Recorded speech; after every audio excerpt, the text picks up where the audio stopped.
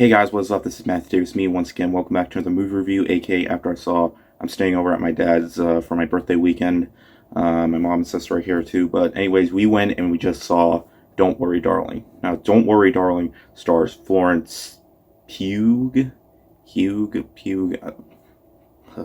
I'm sorry if I pronounced her last name wrong, but and Harry Styles, Chris Pine, Olivia Wilde, Nick Kroll, a lot of really talented actors.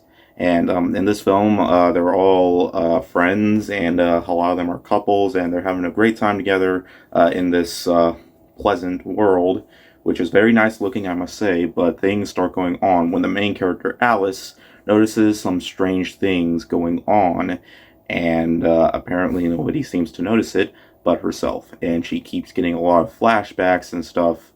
And yeah, now this movie is directed by Olivia Wilde, who started her directorial debut with Booksmart, which is a movie that I absolutely loved. I loved that movie so much, I gave it a perfect score, and it made it on my top 20 best movies of 2019 list. And it made it like halfway through the list.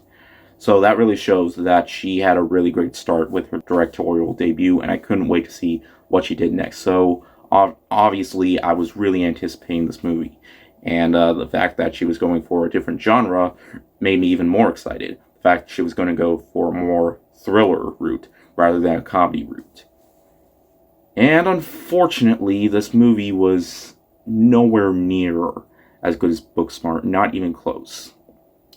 Unfortunately, I thought this was an absolute step down towards her directorial career. Now, that's not to say that I hated everything about this movie, no. Performances? Everybody. They are terrific, okay? Florence Pugh is especially terrific. She gives it her all. She is very powerful in this movie. Harry Styles, all of them managed to give very, very phenomenal performances. Some Oscar worthy, but I don't really feel like this movie is very Oscar bait worthy because, yeah, this movie was quite a mess. But I will say, visuals, they look nice, and honestly, it starts off fine enough. Like, it started giving you the hint of what would be coming up ahead, and it does seem like it would go for more, like, I don't know, a more route where you start, like, thinking what's gonna happen, but the movie then starts throwing a bunch of random stuff in your face with a bunch of these flashbacks that make absolutely no sense, like dancing women. I'm not going to do everything to spoil this movie because some people out there still probably want to see it, and that's cool. But I'm just putting it out there. This movie can be very confusing, and when it does start getting more interesting, it sort of gets a little bit ruined because the movie adds in more stuff that doesn't fully make a whole lot of sense.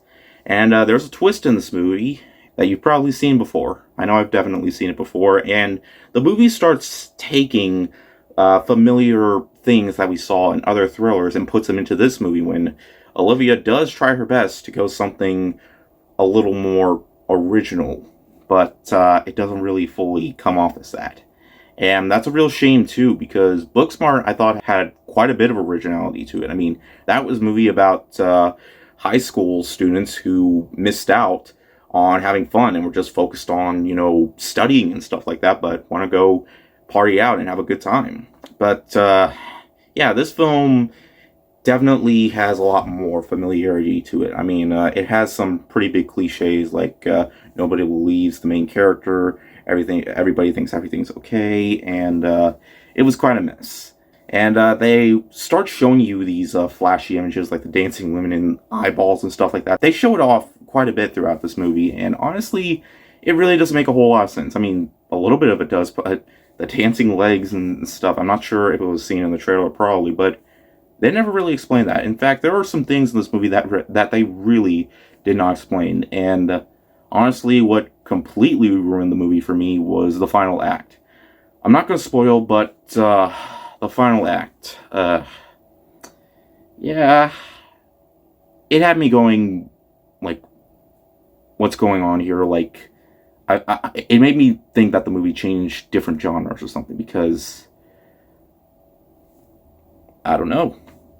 Like, there were a lot of puzzle pieces that I just couldn't fit into this movie. Like, I couldn't really fully get what just happened. I mean, I get what the twist was going for, but the twist, I don't know. The movie just messed with my brain too much. I mean, some of the movie wasn't edited very well. I mean, it does give you some hints of what happened through, like, the main girl's past. Well, not really her past, like, stuff that she actually did normally before all this stuff happened. And, yeah, if I go further, then spoiler territory. But the best way I can put it is that this movie just, it just messed with my mind too much, and it just adds in so much other stuff with familiar territories from other psychological thrillers that we've seen before.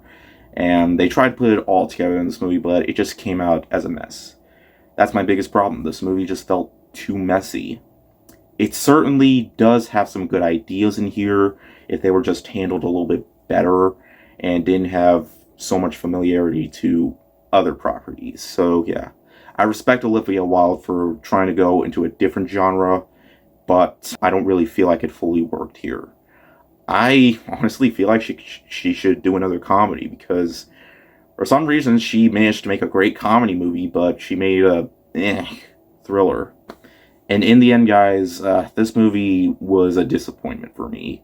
It had top-notch performances, and it's a very nice-looking film, but the problem was that it was just an absolute mess. It got way too confusing. There are some stuff in this movie that does make sense, but it's all watered down by a lousy, ridiculous final act that just... Again, I don't even know how to describe it. It just, like, what happened? It could have been so much better. Like, it could have had the potential of being one of the biggest surprises of the year. But it was just watered down by a lousy twist that we've seen tons of times before. And like I said, it could have been handled a lot better if it had better ideas going for it. But I don't know.